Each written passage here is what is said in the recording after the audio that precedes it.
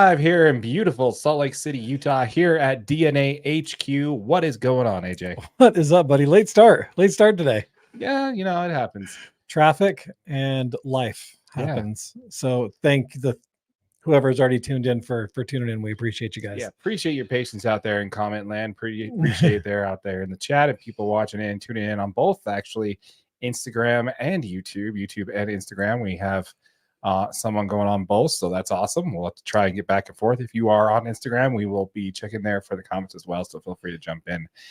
Folks, this is a live show. This is a live stream, so if you guys want to talk about what we're talking about, feel free to jump in the comments. Let us know. Jump into the chat and let us know where you're watching from, and just let us know what your thoughts are on what we're talking about. So love to hear from you guys on both sides of that. We need it. Makes it way more fun.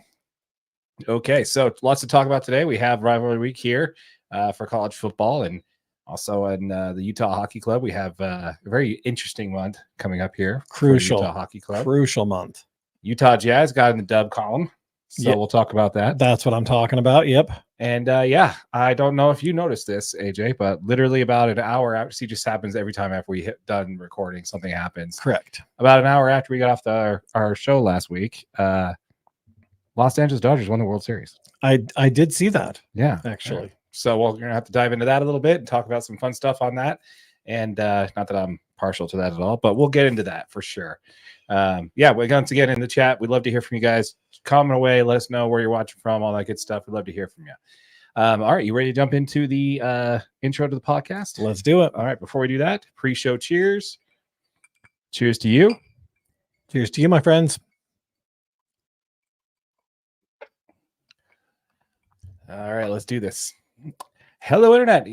Welcome to the show. Thank you for joining us. The Holy War is back, and it's conference play this time. Let's break down BYU at Utah. In the National Hockey League, your Utah Hockey Club is coming into a crucial month of November. Let's break it down. The Utah Jazz are finally in the win column. Let's talk about how they got there and how they keep going. In Major League Baseball, the Los Angeles Dodgers are World Series champions. Let's recap the World Series. And is it already time to start talking about hot stove? Sure is. All that and more. My name is Darren. That is AJ. And this is the DNA Sports Recap. Roll the intro.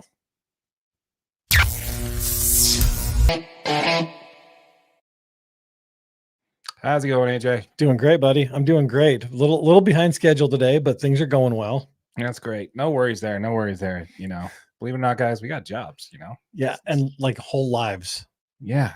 Families and such. It's crazy. Hopefully they get that. That's a good thing. They better. Yeah, hopefully. Yeah. Anyway, once again, folks, this is a DNA Sports Recap. My name's Darren. That is AJ.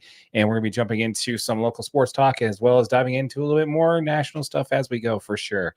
So let's go ahead and first jump off with, it is rivalry week for us. Not the rest of the conference, but that's a conversation for another day. Yep. I believe we've had that chat before. We'll probably have it again, but let's go ahead and talk about it, man. It's rivalry week here in Utah. BYU and Utah are playing as conference rivals for the first time in over a decade. This is pretty exciting stuff, man. We've been looking, we're looking at exactly where, what we're looking at is exactly where we expected these two teams to be, just in reverse. Exactly flipped. Yeah. Utah is 4-4. Overall, 1-4 in conference.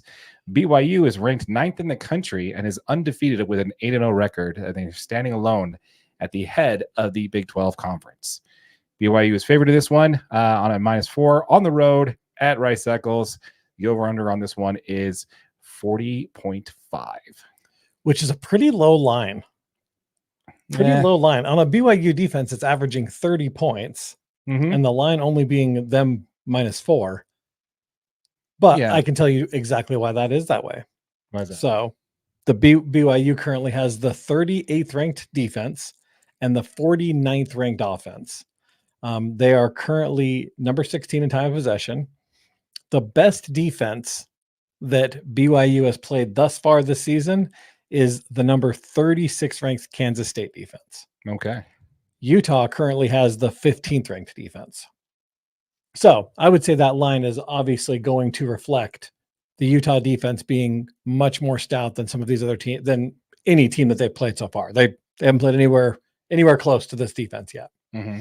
So they have played some much more potent offenses. Utah is currently the 85th ranked offense, and they have played the 23rd ranked offense in SMU. That was their second game of the season. So they played some pretty good offensive teams down the stretch. Oh, I'm sorry. UCF actually has the 10th ranked offense that they played last week. Okay. So UCF is actually the best offensive team they played so far. And obviously they won that game too. So, I mean, BYU look really good this year. There's no doubt about it. I mean, I can look at all the statistics and try to, as I'm looking at this, I'm like, how is Utah going to win this football game? How? Like there's got to be something in there, right? I don't know if there is, Darren. I don't know if there is. there is. I got you, man. I got you. BYU looks to be the superior team this year. I do think that Utah is a more talented football team, top to bottom. I think we've got better players in most positions. I think they're struggling to play with cohesion and play as one unit, whether they're on offense or defense. And but I'm not saying they don't have a chance. I mean, I'm still going to call a Utah win when we get to that point. Gotcha. Yeah, BYU's offense continues to impress and has gotten wins over a few 70 top-ranked defenses in the country. Utah is currently on a 4-game skid with Brandon Rose sounding like he's going to get the start in this one, with Isaac Wilson struggling during this slide. In this time on the field against Houston, he was 7 for 15 in passing with a 45-yard pick. So, looked a little shaky. The game ender too. Yeah, for Brandon Rose. Yeah, looked a little shaky. But what's most important about all that is we know how these games go. You could take the records, throw them out the window. Absolutely. Doesn't matter who's more talented on what side, who's proven of being a better team over the other. It's always going to be a dogfight between these two skills. Absolutely. For sure. So now the Utes path to victory. I got one for you. Okay, I'm ready. You ready for this? Okay, so the Utes path to victory is going to be is the run game. BYU is 96th in EPA/run and 103rd in explosive run defense, while ranking outside of the top 100 in tackles for a loss. So took some digging to find that one, but I found something. I love it. I love it. The Utes need to come out, establish the run game early, and catch BYU looking past Utah, and I think they got a shot. I think that could be the case here. Okay, I do think that BYU could come into this game seeing Utah on the downside and I think they could very easily look past this Utah team that is really, really talented at a lot of skill positions. I think they need to pass the ball on first down. It's going to be play. Every single first down, you have to pass the ball. You got to get the defense on their heels.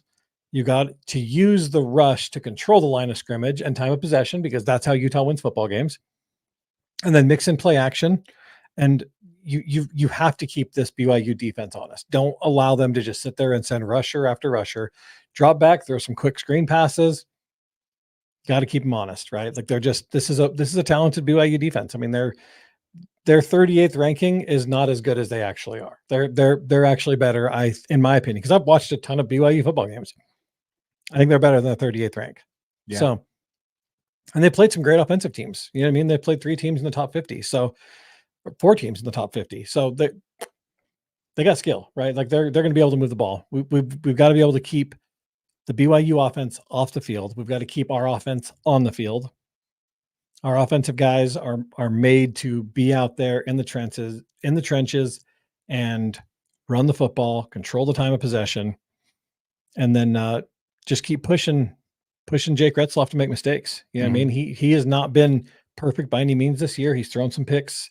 And their defense has done a great job on capitalizing. Their offense has done a good job. I mean, they're ranked number 16th in the country in time of possession. So they're good at keeping the football too. And keep that offense off the field. That's how you win the Utah football way, is control time of possession, win the line of scrimmage. We'll be okay, regardless of who's under center that way. Yeah, no, it's gonna be interesting. And if they keep it within a score there going into the fourth quarter, I like Utah's chances to get there for sure. Can we take a minute to talk about BYU, by the way? Always. So I don't know if you watched the news yesterday when the rankings came out. Did you see this? I didn't. So BYU is ranked 9th in the country. For most people who are local, that's kind of low. That's kind of a a shot there. I agree. BYU is an undefeated team with 2 top 20 team wins. They are fourth in strength of schedule.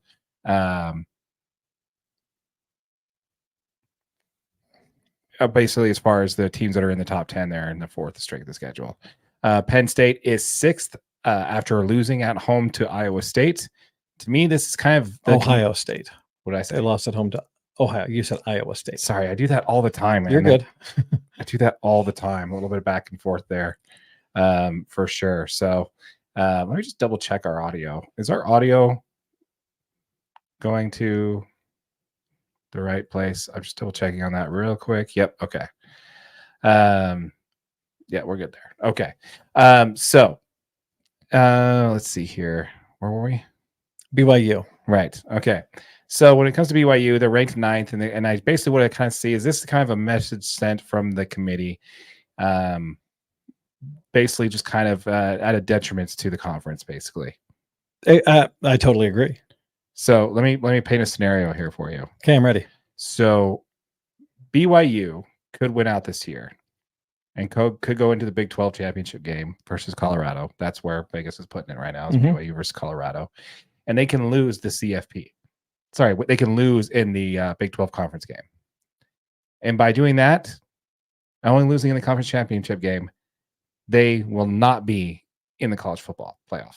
Correct. I just don't see how that's right. It's not right, but the problem is there's the Big Ten and the SEC that we all know are very favored in every single one of these scenarios, right? There's a reason that Georgia with one loss is still ahead of Ohio State with one loss. Right. Even though Ohio State's one loss came to number 1 Oregon. Right. Even this is all coming off of statements of like from the committee. There's 6 new people on this committee, by the way, this year. Yeah. And this is all coming off of statements saying, you know, they're not going to let a conference loss be something that's going to, title game loss going to be something that affects them from being in there. Yeah. But I'm really getting tired. For me, I'm really getting kind of tired of this trapdoor treatment that Utah teams get. It seems like they'll put their name out there, but as soon as they make one mistake and don't toe the line and don't play ball, handle their own business.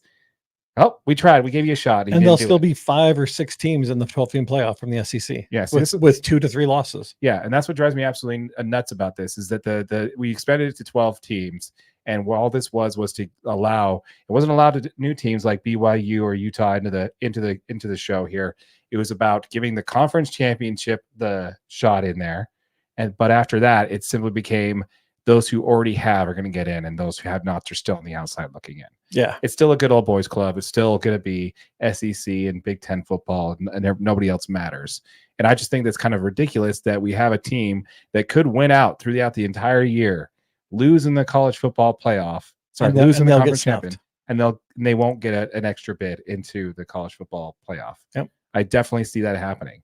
It drives me, and I don't know. I'd love to hear from some BYU fans on that one for sure. Well, we got one in the comments right now. All right, let's take a look at that. Look at McKinley Cutler's comments here. Let's see here. Yeah, but BYU is missing a good loss on the resume. Good loss on the resume. Yeah, apparently you have to have one to be top 5. Apparently, yeah. Yeah, exactly. See, also the eye test is important. Yes. Oh my gosh, you're talking about. Oh my gosh. Oh, what was that team they talked about? Oh gosh, Indiana. Is it Indiana? How they're saying how important it is? Actually, exactly what he said. Oh, is it? Yeah. Okay. Let's see here. It's important that BYU, but not Indiana. They can't be higher because they don't have the strength of schedule. Yeah. So I don't know, man. It just really bothers me there. I'm glad that you're kind of on board with this there, McKinley, because that kind of makes not a whole lot of sense. But strength of schedule is not important for BYU, and the eye test is. Yeah. Exactly.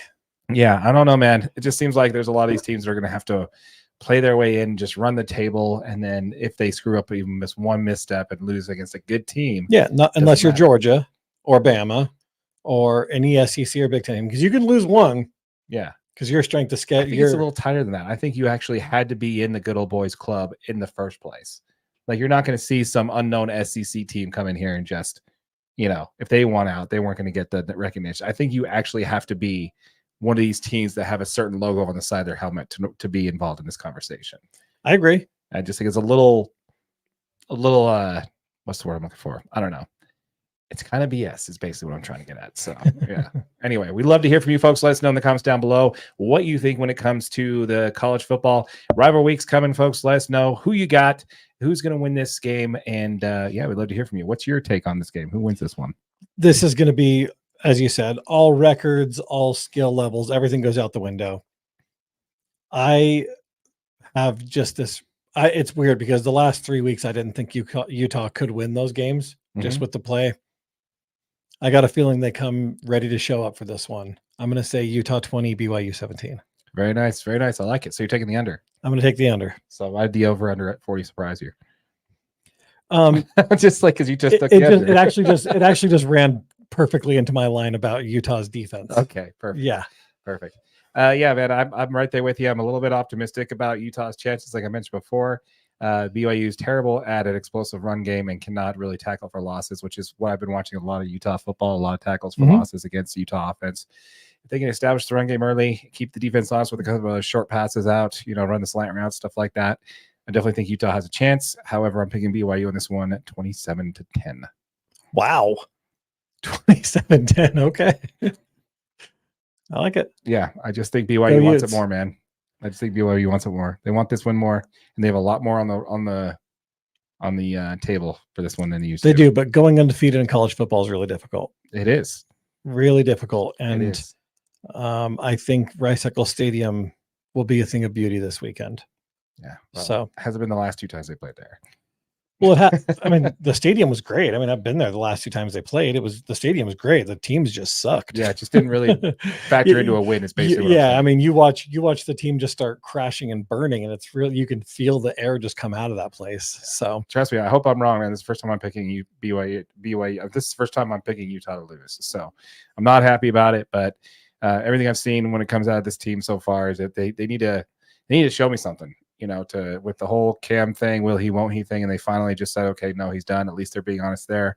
But still, from a lot of this, I'm just not seeing what I want to see for sure. Joshua Brandt says, I think 14-10 Utah. Thank you, Mr. Brandt. At least you're on my team. I appreciate that. That's awesome. That's awesome. I also got another comment here from McKinley Cutler. I think BYU is only because the Utes offense is so horrible that 21 points total the last 2 games. Yeah, fair enough. Fair point. The offense could be a struggle. Yeah. And that's why Josh's score might be a little closer. If we can get 2 touchdowns, I would be pretty pumped about it. Yeah. Also, while BYU's run game was the weakness, now that LJ is and what does that say? I can't say. Are healthy. Yeah, their run game has been so good. Yeah, good to great the last 2 games. Their run game has looked much improved. Yeah. The run defense is still lacking now, so I think that's where Utah can get it. And Utah's defense is going to be what I think you said, top 15. Yeah, so, Utah has the 15th ranked defense. So I don't know if BYU's ran into that yet, but we'll see. They have not. Yeah, so we'll see how that goes. But yeah, I'm like I said, I'm not happy about it. But I'm having to pick BYU winning Utah this one, which is by the way first time since like 4th grade. By the way. Yeah, I'm not very pumped about that pick, to be honest with you, but it's okay. I'm not going to hold it against you. Yeah. Sorry, man. My research just didn't give me a shot, but I did find something that I think that could help them wield them to victory for sure. Once again, folks, we did hit 1,000 subscribers on this channel. We are giving away the first $500 that we earned in AdSense revenue back to y'all. So if you have not yet, hit that subscribe button, hit that notification bell. 5 subscribers are each going to earn $100 each. So make sure you're subscribed, hit that notification bell so you don't miss out on that giveaway, and smash that like button for your boy AJ right over there. Thank you. Appreciate it. All right, let's go ahead and pivot on over. Let's talk a little bit about let's do some Utah hockey. Utah hockey. All right. Let's go ahead and break down your Utah Hockey Club.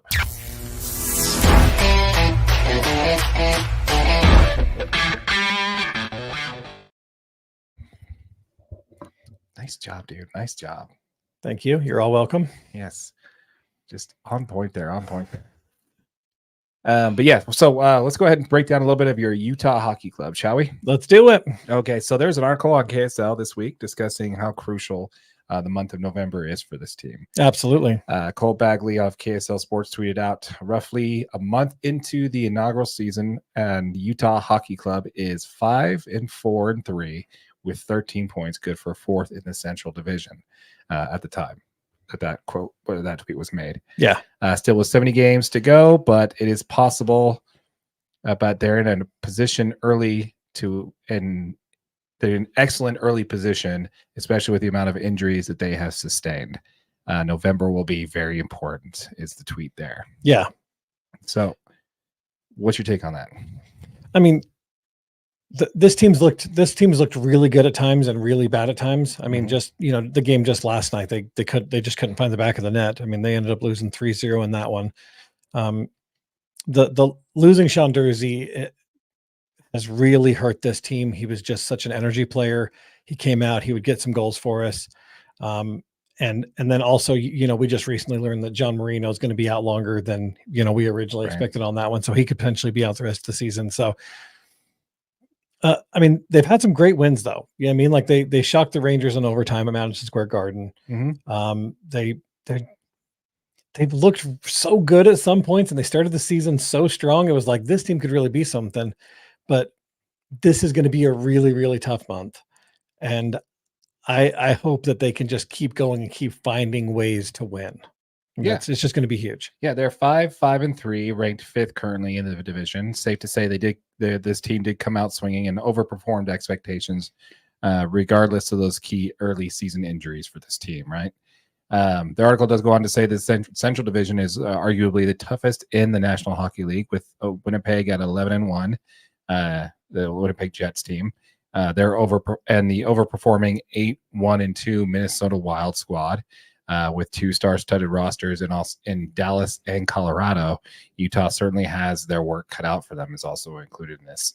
We got a quote here from Armstrong, who told KSL Sports, "We got off to an incredible and amazing start. Maybe we are not as good as our first winning streak we had, but we're not as bad as our losing streak that we're on. We're there's a happy median in there, and we have to get there and grow and not get our expectations out of whack. We're a 500 club right now.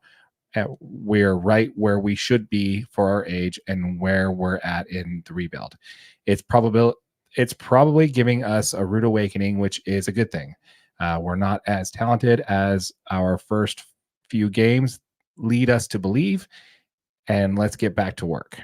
Yep. That's a quote from Armstrong to KSL Sports. Yeah, absolutely. And this month's going to be just a great test for him, right? If you can stay relevant, and even if you can just go 500 through this stretch and kind of keep it, you should be in the playoff conversation.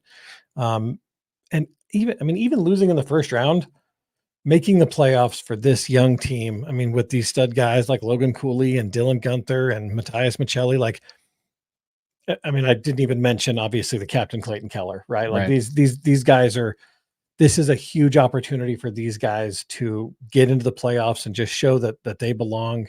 And I think it would help their confidence. And I think this is exactly what this team needs. So they just got to keep their head down, keep playing. They're going to be okay. Yeah. They get to anywhere from 13 to 15 points this month. They should be in good shape. That means likely securing about 5 wins.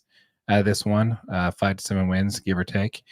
So yeah, they should be in shape and kind of come out of this on the other side there, going into December with anywhere from probably about around 26, 27 points. Yeah, which would be great. Put them in solid position to be competitive for the playoffs there. So, more to come on that. We'll definitely take a close look at this season and see how the schedule sticks out for your Utah hockey team for sure. Yep. We want to hear from you folks. Let us know in the comments down below what you think about the Utah Hockey Club. Do you think this month is a crucial month for our boys in light blue up there? We'd love to hear from you. Let us know in the comments down below for sure. As a reminder, we did just start a channel specifically for the Utah Hockey Club called Utah Hockey DNA. This is a channel where all of our hockey content is posted first. So if you have not yet, jump over to that channel. If you're watching this on that channel, please hit that subscribe button. If you're watching this on our main channel, DNA Sports Recap, a link to that channel will be in the description below. We'll be giving away one of those Utah hockey sweaters once this channel hits 1,000 subscribers. So be sure that you hit that subscribe button, hit that notification bell so you don't miss out on that giveaway. Also, down in the merch store, we also have a hoodie with this logo on it. So check it out. Yes, please do. Lots of other good stuff there for sure in our store down there. So and lots more stuff coming. So make sure you guys check it out every time you hop on. That's right. All right. So let's go ahead and pivot on over and talk a little bit about the Utah Jazz, shall we? Let's do it. All right. Here we go.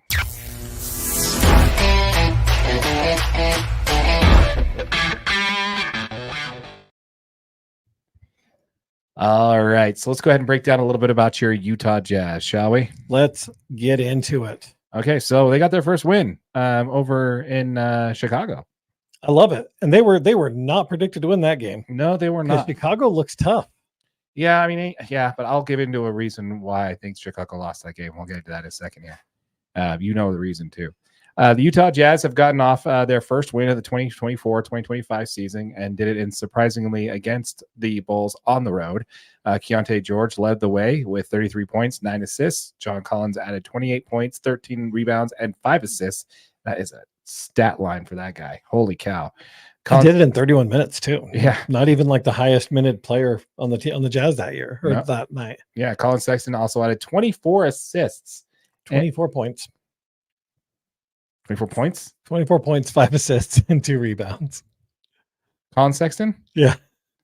All right, Mr. KSL article, you got that a little wrong, just so you know. 24 assists would be ridiculous. I would definitely, yeah, next time I remember to double check basketball reference on that one. But yeah, so, okay, I thought that looked a little crazy. So, yeah, they said assist and 5 points. So, yeah, awesome. Swapped. Just switch that around, guys. Yeah, just switch we that got around. it. We're good. We're good. We're totally good. Everything's fine. It's totally good. Yeah, so 25 points, 24 points, 5 assists. And Walker Kessler also had a double-double with 12 points and 16 rebounds in that game. Yeah. From what I caught of this game, it just seemed like the team was playing with a purpose, man. They had a lot of bit of physicality to them, and that's something I have not seen this entire season. It finally looked like they wanted to win a basketball game. Mm-hmm. I mean, we've watched a lot of these games where they just come out there, and it seems like if their shot's not falling, everyone's struggling to get the ball even near the hoop, which is really tough to watch because they don't swing the ball great. They don't pass the ball great. We turn the ball over a lot. They did much better. They only turned the ball over 12 times in this game, which 12 turnovers is typically a lot. Yeah, 13 is young, you know. But I mean, there's been games this season so far that we've turned the ball over 12 times in the first half. Yeah. So to limit those turnovers and actually put these guys in positions to possess the ball and make key plays, they shot the ball really well. They shot at 44% from 3, which is fantastic. Their field goals, they shot 53.9%, which is way above their season average. And then they do get to the line 30 times on free throws and shoot 76% from there. So the Jazz looked much, much better than they had in a long time. Their points in the paint, they ended up with 60 on that. So the big difference is here. Keontae George looked like 2 seasons ago, or his rookie season, summer league Keontae George. He was dominant. He made good decisions. He shot the ball really well. We got to have that. Mm-hmm. We got to have Keontae come out of his shell. He's going to get a ton of reps, but we need him to use these reps to get better and get the speed. I love it, man. I love it. Yeah, a couple of quotes from the game, man. This one came from Colin Sexton. This is how you're supposed to feel after a game, tired. This is how hard you have to play to win games in the NBA. Yeah. We got to go out there. We got to go out with pride, George said. Tonight that happened as a group, as a collective, from the staff to the players. We'd had enough. We wanted to come in here and show that we can compete at a high level, play together, and play the right way. So yeah, Utah is off to face the Milwaukee Bucks tomorrow in Milwaukee. Believe it or not, they are also 1-6. The Bucks are? Yes. No way. That is actually pretty surprising. Seems to me that the whole Giannis and Damian Lillard experiment is still not working. Shocker there, I know. Which is crazy because Giannis wanted to move away. He specifically wanted Damian Lillard on this team. And Damian Lillard's fantastic, but I wondered how they would gel because Damian requires he doesn't need anybody to be successful, right? He always, like, all those years in Portland, he had CJ McCollum, which did a great job, like, giving him a little bit of space. And you'd think that the gravity that Giannis would require diving to the basket and doing all those Giannis things would really open the shot, but it's still the same Damian Lillard. He's still going to shoot it from 86.5 feet away and, do his thing. So that's really surprising. Yeah. This team just got much, much worse defensively. Much worse. So, yeah. Because Damian is not a defensive player. He's like, no, that is the wrong end of the floor. Yeah. That's just not, that's not his. We're scoring over there. So with that said, though, they also play the Spurs after that. who's also a team who's not really trying to win right now. So, with that said, the Jazz could possibly have a win streak on their hands. Ooh, that's what I'm talking about. What do you think? I'm not going to count anything like that. I think that I'm not even looking for a win streak right now. What I'm looking for is guys to get better. That's all I To be need. healthy in the first place. We need some of these young Healthy's guys to be- okay. Healthy's okay. That's always a nice afterthought. But what I need kind is of hard to see what they have when they're not on the floor. it is a little more difficult, yes. But I need Keontae to go out there and command the floor, make good decisions, get the ball into the hands. Like Bryce Sensabaugh has played great. He shot the ball great this year. Mhm. And in his limited exposure, Bryce Sensabaugh has played really well. So I'm curious. I was listening to the David Locke podcast, and he was saying he must be doing something because he's one of the best 3-point shooters on the team right now, statistically. Right. I think he's over 40%. Mhm. He's like, I don't understand why he's not playing. He must be doing something that the coaches don't like. And as I'm watching, I'm just like, I wonder what it is. Because It's making shots, man. They don't want. They're like, no, none of that making shot crap. You get out of here with that. I don't know, man. I think they're trying to establish a solid defensive strategy there that he's kind of just lacking. But anyway, let me explain to you why I think the Jazz won that game and why I knew the Jazz were going to win that game when the game started. Okay. You know why? Why? That team has Taylor Horton Tucker on the team. Oh, wow. You went there. You just straight up went there, man. I love it. I did. Remember, that's what we said, man. When the Jazz started winning, he's just absolute garbage. Yeah, no kidding. We got some comments here from McKinley. Let's go ahead and jump into those. I think the Jazz have looked good because that this was their first time that they played a team around their skill level. Okay, so that's shots fired against Chicago. They do have a better record. I believe they're 3-4. Yeah, I think they're probably a much more talented team than Utah is right now. THT and Josh Giddey, I don't know how, Josh Giddey's a good player, man. No, he's not. He's not. I was just telling my dad that. My dad's a huge Bulls fan. I was just telling him, like, you got a good one. I'm telling you, won. He was literally benched during the playoffs, man. I'm sorry, they'd lost that. Yeah, I'd rather have Caruso than Giddey any day of the week. Sorry, I don't agree with you there. Sorry for AJ's dad. I'll probably agree with you over him on that one. So sorry about that. That's yeah, it is. Yeah. There's a reason why we didn't trade for him, man. He's a black hole on defense too. What is with all these larger guards? These swing guys who are awesome on offense but just can't defend worth a lick. It's generational, man. I mean, I feel like teams don't value defense as much as it is because to be a superstar in the NBA, it's a lot easier to be one by scoring 30 to 35 points a game than it is to be a Drew Holiday that's a defensive player of the year. He's an asset that is ridiculously tradable, and he is, obviously went to Boston to win a championship because of his ability to defend the basketball. Yeah. But it's just not as valued, man. I don't know, man. I guess unless you play for Quinn Snyder. Yeah. Well, Dennis Rodman with 3 rings and all the endorsements he could want back then. Totally agree. And he couldn't shoot for a lick. We got another comment here from Cutler. We got Keontae's shot chart looked way better in the Bulls game. Every shot was a 3. You're at the rim. Yeah, your percentages are going to be better if you cut out the mid range, and that is such a great point because for some reason Keontae George thinks this is college and shooting the lowest percentage shot in the NBA, which is like a 17 to 18 foot mid range shot, is just a terrible decision. Yeah. It's not efficient. You need threes or at the rim, just like McKinley said. He's not that guy. At least not yet. No. The thing is nobody wants anybody to be that guy. You're not Chris Paul. Yeah. Yeah. You're not DeMar DeRozan. There's 4 guys in the league that can shoot mid-range shots whenever they want, and Keontae's never going to be one of them. No, definitely not. At least not now. There's plenty of time to develop that, but yeah, I'd have to agree with you on that one. Yeah. It says looking forward to seeing Collier on the court. I think I saw he is going to be back for the Bucks. Oh, okay, nice. Yeah, definitely be good to see that. And actually, I think Collier's back, Markkanen's back, and Clarkson's all back. Yeah. Speaking of which, that's another thing on my notes here that I was going to get to on that game. We won that game without Markkanen on the floor. That is impressive. Yeah. Remember that one video we did last year where the Jazz had like a 750 win percentage when he wasn't playing? Yeah. Yeah, they did great. He was off the floor for like 12 games, and they won. Yeah, they won like 6 of them or 8 of them. Yeah, it was pretty insane. It's pretty insane. Made it for a good clickbait.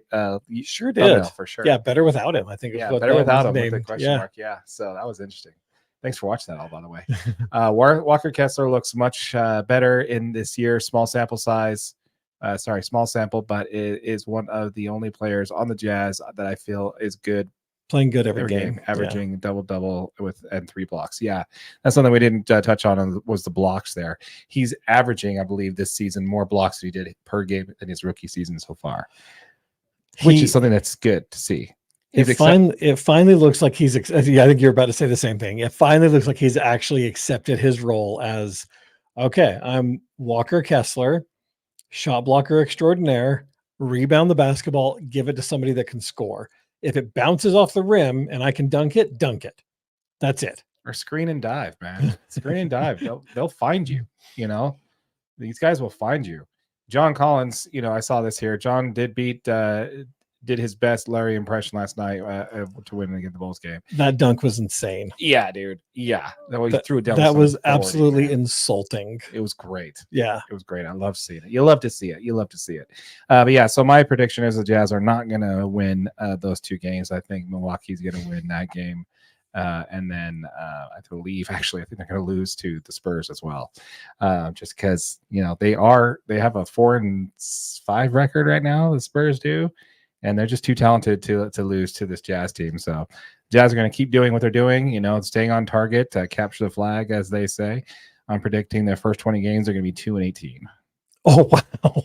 2-18. That it very well could go that way. Unfortunately, I think if they get Laurie back, I think they'll unfortunately probably win a few more than that. I think they'll probably go like 4-16. He's not going to get a full start. He's going to get maybe 27 minutes in this first game. I totally agree. I don't think they're going to play him. He's probably healthy enough to play in the Bulls game in the first place. He's just like, they're just like, we're not going to risk it, Laurie. Just take this one off. We just came from a flight in. Your back's probably stiff. No, I'm fine. Yeah, that back's acting up. We said it's stiff. We said the back is stiff. Shut your mouth and sit down. Take the ride stick out. Exactly.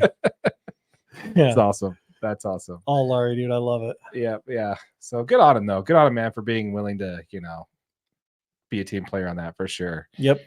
We love it. Let's go ahead and pivot on over to talk a little bit about Major League Baseball, shall we? Well, before we go into that, let's do some other stuff here.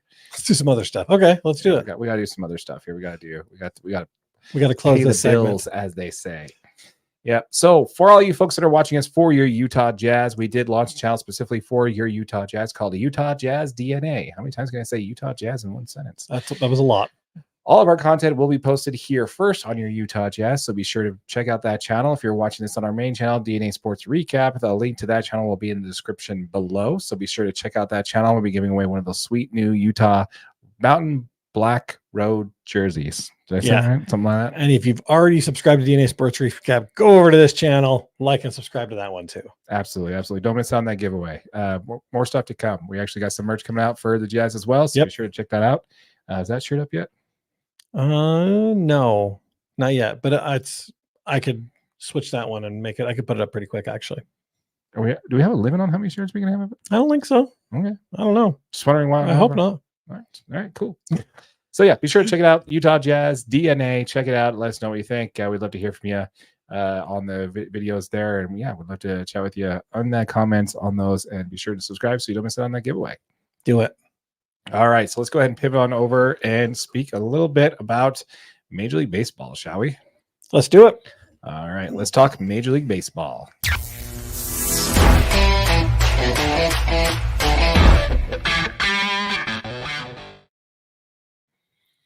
All right, so first and foremost, before we jump into the content about the Major League Baseball, we need a cheers to my LA Dodgers, the Los Dodgers, for winning the 2024 World Series. Go Braves. Cheers to the Dodgers. I got to tell you, man.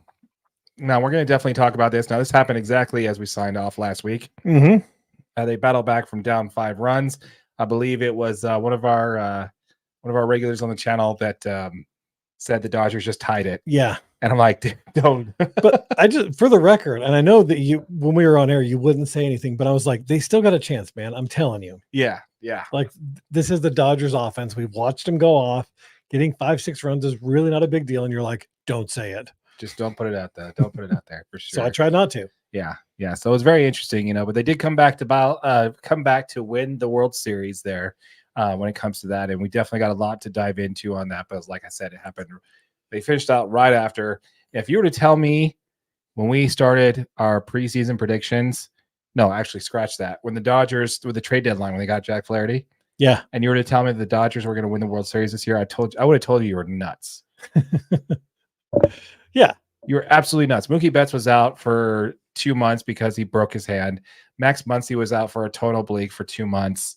Shohei Ohtani was, basically, but him and Teoscar Hernandez were the only two players on the team really hitting, and really carrying this team. Yeah, they were in first place pretty much from start to finish there. But yeah, every pitcher went down. All the players we brought up to replace those pitchers that went down also went down. River Ryan, Emmett Sheehan, Michael Grove, Gavin Stone, like just player after player just kept dropping like a stone, man. And it just really looked like this was a team that was going to, just like they weren't going to have quite enough. Like they could have made the playoffs, but they were going to fizzle out just in time to make the playoffs and call it a success because Shohei hadn't made the playoffs yet. And like they were 50-50 season. They were just okay they were just okay like saying we had a bunch of injuries, we couldn't make it happen. Yeah, and we were playing the Padres the first round, so yeah. One of the best teams in Major League Baseball. Yeah, last year we went to the division round with 3 starting pitchers. That's all you need. Yeah, 3 starting pitchers. This time we did it with 2 and somehow figured it out. But one of them was Yamamoto. One of them was Yamamoto. The other one was Jack Flaherty. And we were hoping that Walker Buehler could do something. And boy, did that guy shove this playoffs, man. Absolutely shoved. He got lit up against the Padres, but, you're allowed one bad start in the postseason for sure. But realistically, you're good to go every other start. If you've got 4 good pitchers, even if you have one good start every other start in the playoffs, that's okay. When you're throwing out multiple bullpen games in the playoffs, that's right. a problem. Right. That's a big problem, AJ. you mean when you're pitching what's the name? What did I say in one episode? Oh yeah. when you throw it out whole staff. Yeah, when you're pitching whole staff. That was great. Man. Oh, that was so great. I absolutely loved it.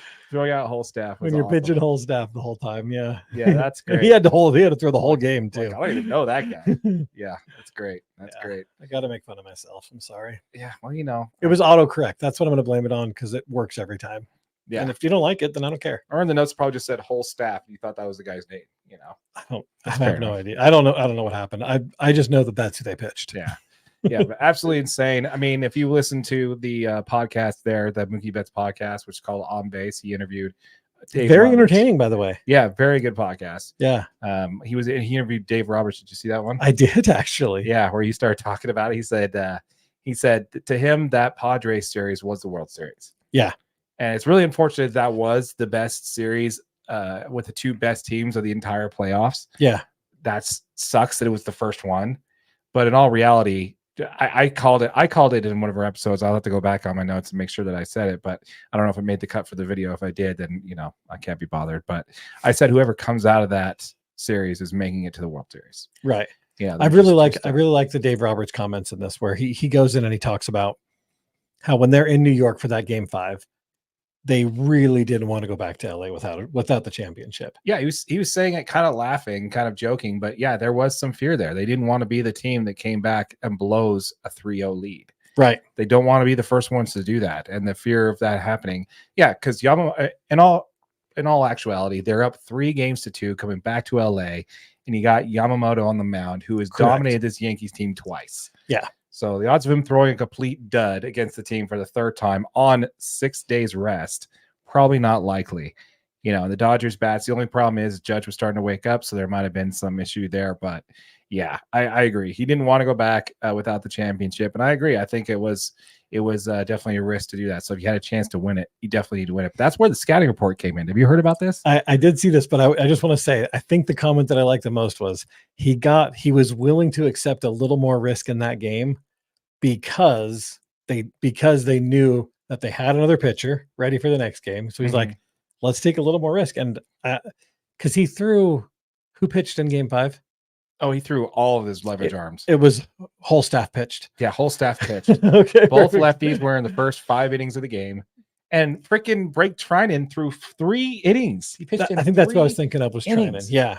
The guy was almost dead arm after game 4 when he was out there. Right. Just throwing meatballs, man. So you took that 3 huge innings. risk knowing I don't want to, if we have to go back, I don't want to burn up any more arms, any additionally, right? Because that's why you use Trinan for 3 innings. Yeah, the most he's ever thrown in pitches in 3 innings. Keep in mind that's the first time he's been injured. He keeps getting hurt, and that's the first time he's been effective. That guy was a freaking animal and was a dog. Had some great stuff too. It was amazing. That yo-yo curveball, that freaking slider, and the cutter just is so gross, man. You sent me like a bunch of things on Instagram of how the ball just went rip, just didn't.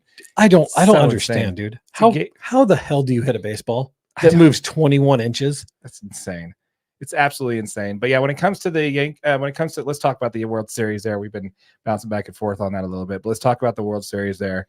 So a big thing that came out a lot lately, especially when it came to the interviews with Joe Kelly. Did you see that one? I did. That was pretty hilarious. That one you sent to me, right? Yes. And also the one with Kike Hernandez when he talked as well. Kike is just so entertaining, dude. I He's so Kike, funny, man. I love Kike. But yeah, so the scouting report was this was the scouting report the Dodgers had in the Yankees. The Yankees value. Sorry, you missed something there. What's up? World Series champion Kike Hernandez. Yes, 2-time World Series champion Kike Hernandez. By the way, you put that on his name. I will. 2-time World Series champion Kike Hernandez. Who said that there? Now let's talk about the scouting report for the World Series. So, the Yankees did make it an interesting thing there, and they were easily the best team in the AL. It's the Yankees and then everybody else, right?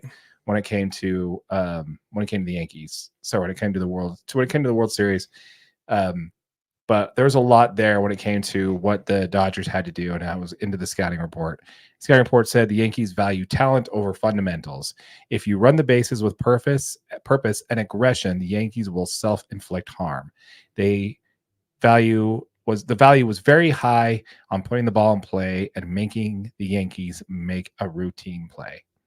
And you could see that right from the get-go. When I point out to this play specifically when Ohtani hit the double to center field, and then Gleyber Torres botched the grab on it. Yeah.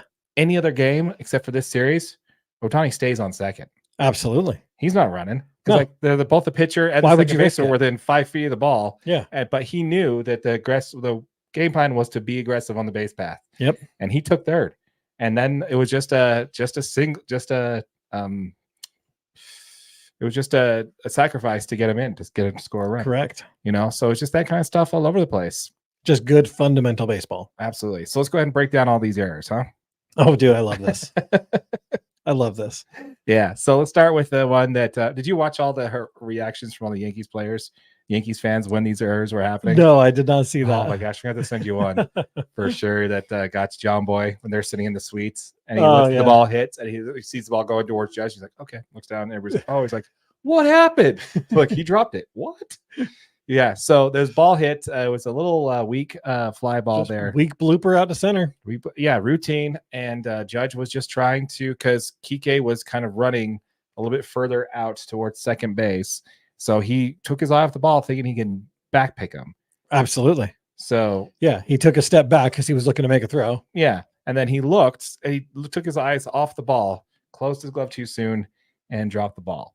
Just it literally hits the outside of his glove and hits the ground. Yes. And so then we have runners on first and second.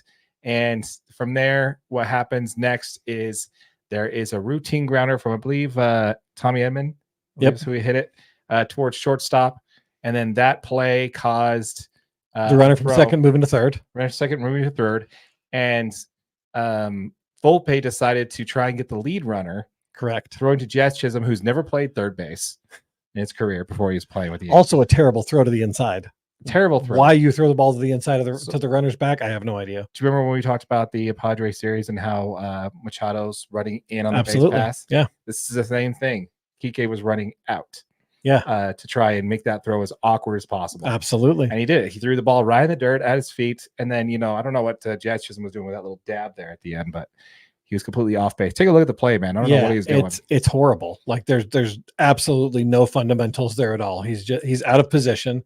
The ball's, I mean, he's not even in a position to field a badly thrown ball, period. Yeah. So there's another error right there. Yep. Because of the bad throw and the fielder's choice option there, which they didn't get a run out, so it doesn't really count as a fielder's choice. But and the next shot was Mookie Betts in a routine grounder towards first base. I love this one. So this is. Did you see the one I sent you today? Huh? I sent you a video on that one today, where it was Rizzo and who was the pitcher?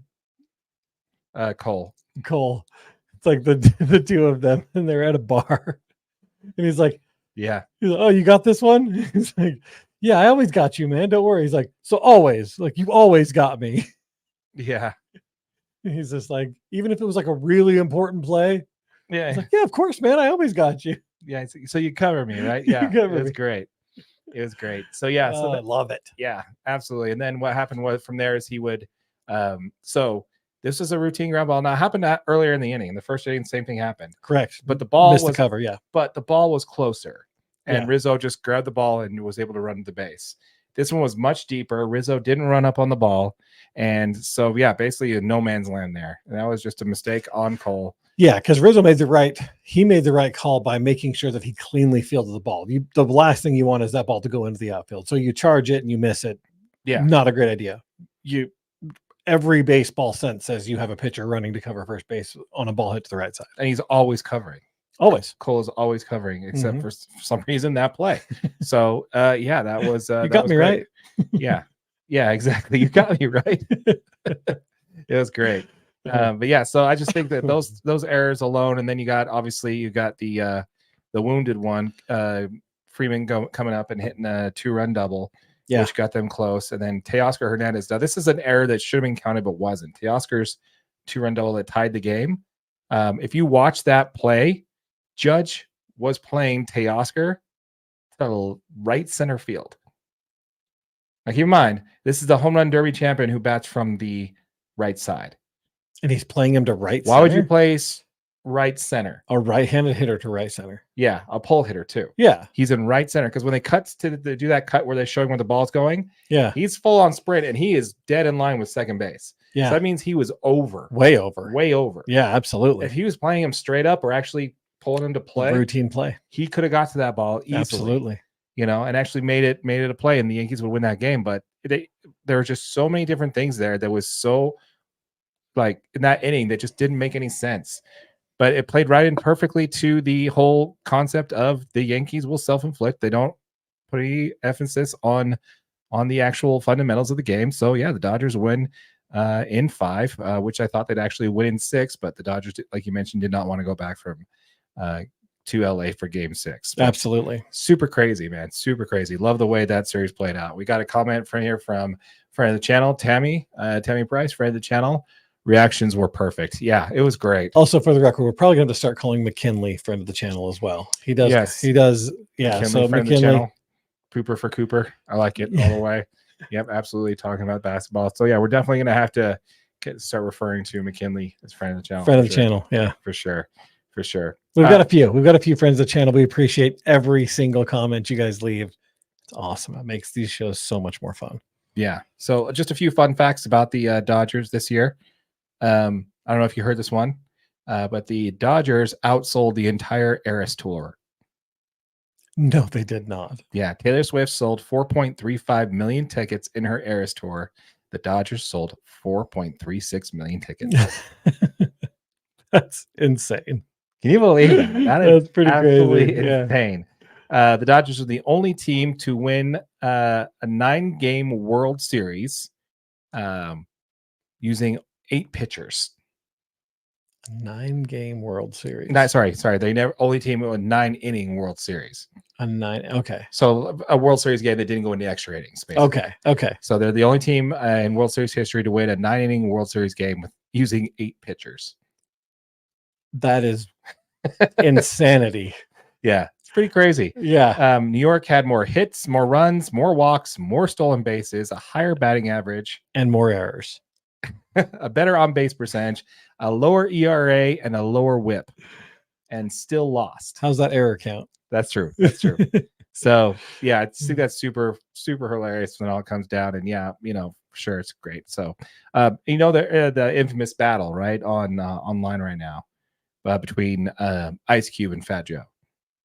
No, did you hear about this? No, I did not see this. Okay, so if you didn't watch Game 2, so Game 2 started with a shot from the bullpen, a shot of somebody's shoes, and it panned it up to a guy wearing a jacket, and it's Ice Cube looking like he's coming out of the bullpen, and does a mini concert walking from center field to first base to the pitcher's mound where Fernando Valenzuela's number was there. He's like, let's do this, Fernando. And he's like, today was a good day. All these different hits that he had. Okay. And he ended at home plate in the batter's box, did a swing, dropped the mic, right? Just awesome, right? Game 2, that's what happened. The Dodgers win Game 1, the Dodgers win Game 2. And then Game 3 is in New York, right? Yeah. And they announce Fat Joe. And Fat Joe comes out of the Yankees dugout, does a few songs, kind of walks around the mound a little bit. His backtrack was louder than his mic. It was just not put on. It looks like the whole thing was put on just as a response to the Dodgers having Ice Cube introducing Game 2, right? Yeah. Because before every Dodger game, they say it's time for Dodger baseball, the Vin Scully thing. And so when just having him do that, they just had him play some song, do some songs from center field all the way. He says, it's time for Dodger baseball, baby. Does a swing and drops the mic, right? Yeah. And Fat Joe's was not a good performance. Just not. And then, so they lost Game 3. And then on the parade, Kike got caught with a hot mic. And he just said, no, just because, and then it's the same thing I'll show you on a video later. Like even John Boy said it. He's like, it's Fat Joe. It's the curse of Fat Joe. That 5-run inning, 5th inning, that 3-error 5-run inning happened right after they showed Fat Joe on the Jumbotron. No, it did not. It did. It did. So they call it the curse of Fat Joe. The curse of Fat Joe. That needs to be on the thumbnail for this video. Yeah. So in his speech, Kike Hernandez says at the celebration at the Dodger Stadium, he goes, hey, Dodgers fans, are we live? What makes us different than any other Dodger team? And the whole audience yells, we don't give up. Yeah. And he's like, well, here in LA, we had Ice Cube walk out. We didn't even need to play the game. We already won it. And then we go to New York, and everybody starts booing. And they have Fat Joe come out, and he performed. And after that, we didn't even have to play the game. We already won. Just like, oh man, it was just terrible. It looked like it was simply done just to make as a response to that. So yeah, it was kind of interesting there. It's kind of like a back and forth between the whole thing on Fat Joe and Ice Cube for sure. Now, before we wrap it up, I do want to wrap up this episode here with a little bit more interesting facts. So Will Smith strikes again is what I want to call this one. Okay. So we talked about earlier in this year how during the offseason that the relief pitcher, Will Smith, set a major league record by winning a World Series ring in 3 straight years with 3 different teams. Yeah. Right. So we thought the Royals, hey, they're going to win the World Series because they have Will Smith on their team. We did actually do a whole video about that. Yeah. And by the way, they did make it to second round. I believe second round? No. They got bounced by the Yankees. They had to win the wild card, right? Oh, yeah. So they had to beat someone. Yeah, they had to beat. They won the wild card for sure. So anyway, so they made it to the playoffs anyway. So they got Will Smith got you there. Yep. However, this is the crazy part. So the year before that all started, when Will Smith won a ring with the 2021 Atlanta Braves. Yeah. A catcher named Will Smith won the 2020 World Series with the Los Angeles Dodgers. Then Will Smith, the release pitcher, went on to win 3 consecutive rings on 3 consecutive different teams. And now on 2024, Will Smith won a World Series. So that means in 5 straight MLB seasons, a Will Smith has won a World Series ring. So if you want your kids to be successful, name them Will Smith and get them playing baseball. Or you just need a Will Smith on your team to make it to the postseason. Yeah. The bare minimum. But you got a good shot to win the World Series for sure. A few things I want to round up here. Shohei Ohtani had surgery today to fix his shoulder. So it was more than just a slide in, popped out, or a mild ablation, whatever they called it. We knew. Yeah. Yeah, we knew. So he's out. He had surgery. The team states that he would be ready for opening day. He's supposed to be pitching this year. Do you think that'll impact him at all? It's his left shoulder, right shoulder. It's his back shoulder. It's his left. Oh, it is his left. Okay, yeah. So he doesn't use it for throwing, barely uses it for hitting. He'll be fine. Yeah. Oh, yeah. Yeah. I mean, the foul territory guys were saying it doesn't matter if he ever pitches again. No, it doesn't. Because, you do 50-50, you're pretty much set. They won a World Series the first year he was on the team, so it's kind of hard to argue. Not a bad record. No, definitely not. Definitely not. And then Clayton Kershaw also has a surgery on his toe for that bone spur, and also he has a meniscus tear on his knee, which we didn't find out about till just now. So he's having surgery on both of those. He did opt out of his contract, so he's a free agent. But we're all expecting him to be back with the Dodgers because he did say drunk on stage that he's a Dodger for life. And then he's like, I know this is going to kill my leverage, but I'm a Dodger for life. I want to retire here. Don't give drunk guys a microphone. Just never. No, terrible idea. Terrible idea. Well, the Braves did announce that Spencer Strider and Ronald Acuna Jr. will not be ready for opening day. Are you serious? Yeah. Okay. All right. Speaking of opening day, offseason has officially started. The Braves are sending Jorge Soler to the Angels. Yep. You saw this trade. Who did they get back from him? A pitcher, right? A pitcher, yeah. He like a terrible 5 ERA, something ridiculous like that. I mean, I thought the same thing about Spencer Schwellenbach when they traded for him. So they're gonna drop some dimes, man. This guy's gonna be good. Yeah, he's gonna be painting. Because one thing I know about the Angels is they don't know how to handle pitching, and they for some reason need a crowded outfield of a bunch of people. Jorge Soler, really? Like you already have Mike Trout out there. Yeah, and then you got Joe Adele, who's not the greatest defender. Where are you putting him? I mean, are you moving Mike Trout to first base, and then putting Jorge Soler in the outfield? Like you didn't get any better by doing this. You just dumped a pitcher. You just dumped a bad pitcher and took on extra money. Yeah. And the Braves have been pretty good at picking up pitchers in the offseason. I mean, the Chris Sale pickup obviously turned into a potential Cy Young winner. It hasn't been announced yet, right? No, but he did just win a Gold Glove. Want a Gold Glove. PFPs are important, folks. To practice them. But I definitely see that, man, for sure. It's going to be a situation where he is going to win the Cy Young. I have no doubt about that. So that's going to be great. So hopefully, he sticks around because I think he was great for the Braves. So we'll see what happens there. Yeah. Did you see this situation, the video you sent me on Garrett Cole on his opt-out? Yeah, I did. Okay, can you break that down for us? Yeah, so he pretty much opts out of his contract. Yes. So and says, now keep in mind that opt-out is an opt-out so he can become a free agent. Yep. But the Yankees had the right to have him opt back in if they paid an extra year for an extra 35. Correct. So he opts out thinking, the Yankees are just going to opt me back in, and then they have to pay him like $38 million for that one season. Yeah, for the one season. So he's like, I'm going to opt out. Well, the Yankees are just like, if you opt out, then see ya. Yeah. He's like, wait, no, just kidding. Opt back in. Yeah, I don't want that was a mistake. Seriously, man. Like, you gotta think. The Boris, dude. The Scott Boris contracts are just an absolute shit show these days. Yeah, what was Boris thinking, man? Like, that's Boris saying something. Yeah, I'm gonna call their bluff. We're gonna call their bluff. They're definitely gonna re-sign you. Yeah, they're definitely gonna make you opt in. There's a few things about the Yankees that I want to get into on a later off-season episode, and we definitely need to talk about that. Yeah, but that's hilarious, man. But Scott Boris already strike one in the off-season, man. Barely started the day after the World Series. 2 days in, and he's already jacked up an off-season. Strike one, man. Strike one. So we'll see what happens with the rest of that. Definitely be a winter meetings to remember for sure. You got anything else? No, that's it. All right. Well, once again, folks, we appreciate it. Thank you for turning in to this episode of the DNA Sports Recap. The Los Angeles Dodgers are your World Series champions. And, of course, your boy Darren could not be happier. It's nice to get that 2020 monkey off the back there for sure. Disneyland. Yeah. Did you hear about Alex Verdugo's comments, by the way? Huh.